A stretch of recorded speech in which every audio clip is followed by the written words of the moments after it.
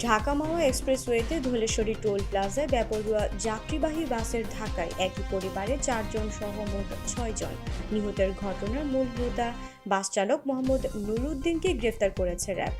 শনিবার 28 ডিসেম্বর বিকেলে র্যাব সদর দপ্তরের লিগ্যাল অ্যান্ড মিডিয়া উইংয়ের সহকারী পরিচালক সিনিয়র এএসপি আল আমিন এ তথ্য নিশ্চিত করেছেন।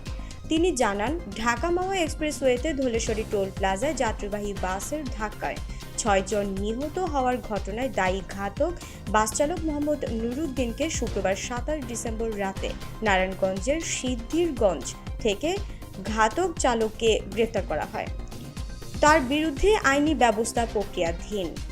এর আগে শুক্রবার সকালে ধলেশ্বরী টোল প্লাজা এলাকায় বেলা 11টার দিকে দাঁড়িয়ে থাকা এক প্রাইভেট কার ও মোটর সাইকেলে বেপরোয়া গতির বাসের ধাক্কায় প্রাইভেট কারের যাত্রী আয়াজ আমেনা ইনি ও নিহা, অপরদিকে নিহত 2 মোটর সাইকেল আরোহী হলেন রেশমা আক্তার ও তার 7 বছর বয়সী ছেলে আব্দুল্লাহ।